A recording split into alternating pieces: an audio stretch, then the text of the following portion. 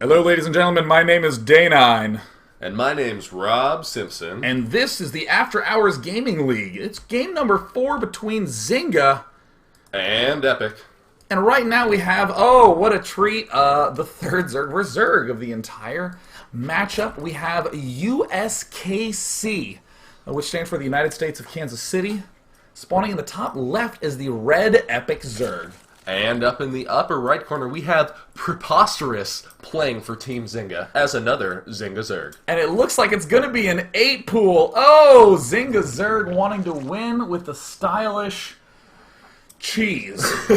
And in the top left side, USKC opting to build drones, which is almost always a reasonable choice if you are playing a game of Starcraft. Now, interesting fact to note, Preposterous doesn't necessarily need to win with this initial set of Zerglings. If you were doing a 6 or 7 pool, there's a lot more pressure to do so, but even when you back off to something like an 8 pool, your super early pool gives you the opportunity to get that early queen. And so that means that he's not going to be in that bad of a position if we see that early push fail. Now, in this case, we do see it looks like USKC could possibly... Oh, he does see it, but there's not much time to react. Oh, wow. Oh, that's the worst pool placement I've ever seen. No way. He was moving down to expand, and he is literally placing the spawning pool as far away from the only things that he has that can attack. Ouch. I can't believe Epic might suffer an extremely brutal 1-3 loss. Oh, man. And now to lose the game that way... Now, I do hear that they are capable of working miracles because they do make medical software, so they're used to saving lives. That is true, and he better program himself something to stop cardiac arrest and regret, because that's exactly what we're going to see his body flooded with when those Zerglings arrive. Oh no! Now I will remind all of you that these players, though they may be masters in the ladder, have never played under the crushing pressure of knowing that their match is being casted live. However, it looks like I can't tell whose spine crawler is going to be whose, but that's one spawning pool is very vulnerable, and meanwhile in the main base, oh, what is USKC going to do with that drone? And there it is! The attack on the spawning pool has commenced. Ooh, and now this puts USKC in a really strange position because he's now forcing himself to have to dance back and forth. But we do see that Preposterous has committed a very large amount of minerals to this attack. Oh, and if he's able to get in there and get this around on a couple of those spine crawlers, he could very well finish them off. All of those Zerglings are just about done, and right about now he's going to be able to pull a lot of those drones back into his main. Or we're possibly going to see the spines forced to cancel. There's the cancel. I don't believe it. USKC has successfully defended this push. His queen is out earlier. His drones are back to mine. And now it looks like Preposterous.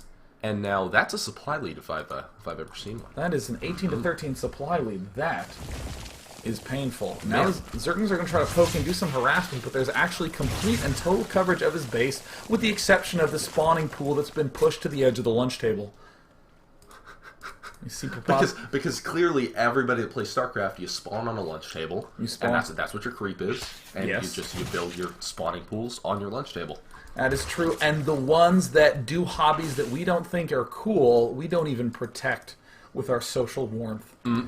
There's USKC now planting down an extractor, just going to transition into a nice, comfortable mid-game, and all signs at this point indicate that Preposterous is going to be in a very precarious position as we proceed to the mid-game. Precisely, Sean. Now, moving out here, we do see that Preposterous has continued to build additional Zerglings. He knows that he's going to be in a rough position, so really, I expect to see him just trying to macro up and take a bunch of risks to try to get back in the game.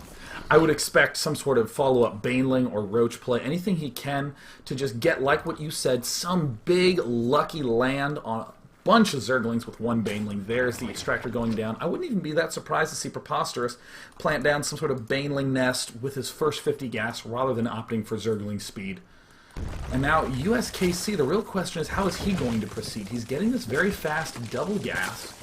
At this point in time, I wouldn't be surprised to see him build a layer. But one base Mutalisk. One base Mutalisk. I mean, that was effective in Brood War. Dong told me about that. We're friends. We do share a lunch table. But USKC looks like instead he's going to be opting for a much more careful Baneling Zergling play. Build. That is a much more reasonable thing to say. Now, at this point, we see that Preposterous has just begun mining his gas. He's just now gained 50. His Baneling nest, though he got it as quickly as he could, it is still behind his opponents. So USKC in a very solid position. And we see that he's not committing to building too many Zerglings, but he is being relatively careful because as time goes on, he does know... He hasn't been able to get much information from his opponent, so there could possibly be a chance that he was just building for some surprising all-ins, that if USKC got a little too greedy with his macro after that defense. It's very hard to know exactly where your opponent lies at this point in time because there were too many Zerglings out on the field to send a follow-up scout. There was a drone in the main that died recently. And there, Preposterous now getting his Zergling speed, so it looks like our red Zerg from Team Epic, who is on the verge of losing just minutes into the game, now going to be going for, really, a double extractor on one base? Or a double evolution chamber on one base? I mean, he's got double extractor and double evolution chamber on one base. I mean, that is a play that will allow him to get maximum Zergling upgrades. That way he can do the most epic Baneling bust of Baneling busts. Now we see the Zergling streaming forward in the front. We see Preposterous with the Banelings. And but will they finish in time? And it looks like he's gonna try to march up the ramp. There it is. Oh, the Baneling trying to get a hit. Oh my god, those are the most clustered Zerglings I've ever seen. And it looks like all the Banelings do manage to stay alive. Oh, awesome. Now, if he gets over there and plants two Banelings, because right now he's got just about equivalent Zergling counts, he could have positioned a couple of his Banelings over there to explode as soon as those finish morphing. That's a lot of Banelings. That is as many Banelings as you need. And, manages to do the trade, and there are more Banelings rolling right on it. And it looks like some huge lands on USKC there. But USKC continuing to step forward, has a lot more Banelings coming in. But I don't think Preposterous can withstand this push unless somehow he hits a miracle, and that is the... that is about as much of a miracle as you can hope for. Ooh. Ouch. That's going to put USKC in a wonderful position and Preposterous in a not wonderful. If there was an opposite word for wonderful, I think it would be Preposterous's current state. The most PC term for Preposterous at this point is behind. He is behind his opponent. And right now we see the double upgrades, which interestingly enough turn out to be an absolutely fine decision. As we know, our opponent is largely restricted to building just Lings, Banelings. At this point, we're going to get that very obvious lead in terms of the upgrades. More Banelings trundle down.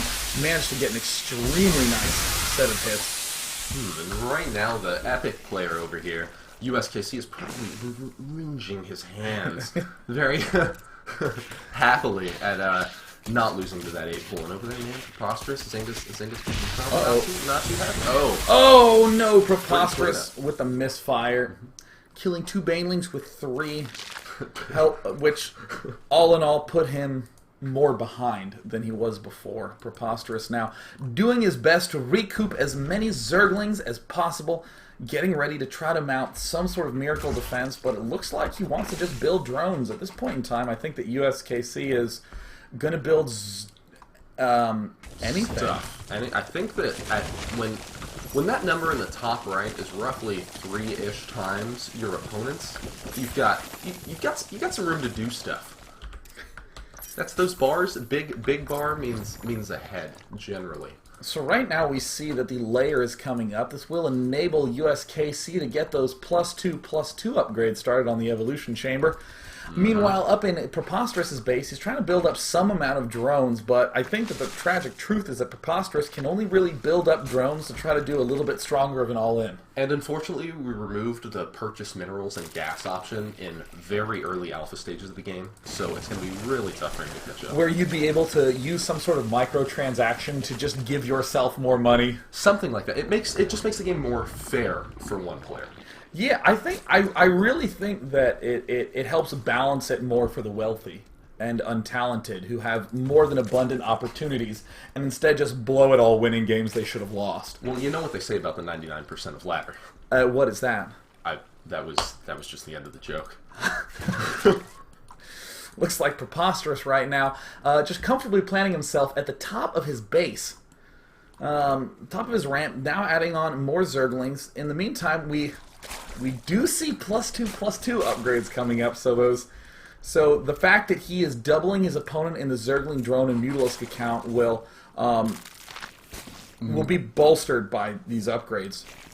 Because when you have more units and upgrades and bases, you're looking good.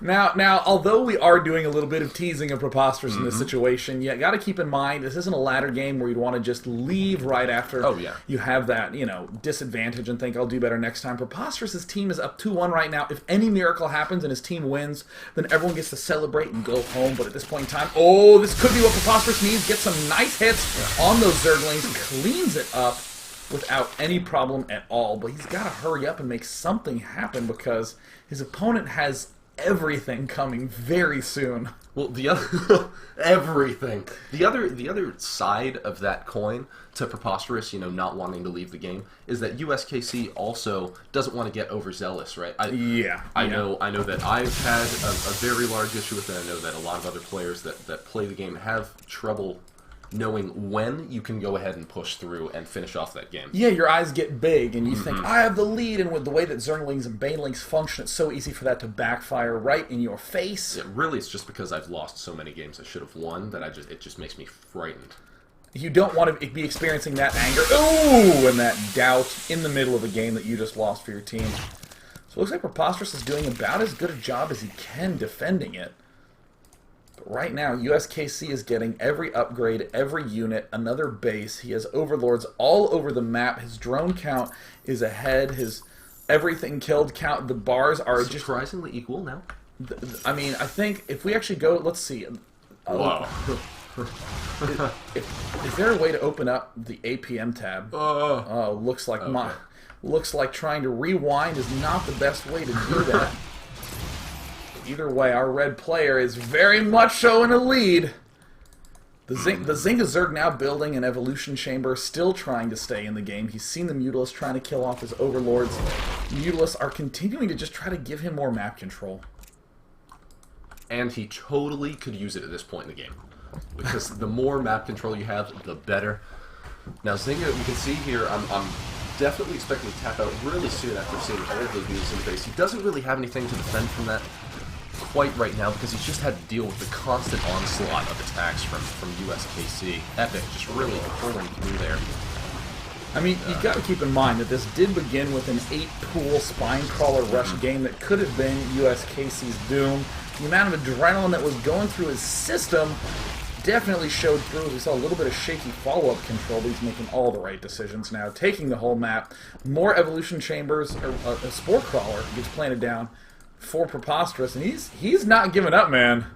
There is no tapping out, because if we saw the opponent perhaps just choose to move all of his Mutalisks over the spore crawler and continue to click S key, there is a chance that he can kill that force. Looks like he is trying to burrow this spine crawler, and USKC literally going to take no risks, and there's the good game.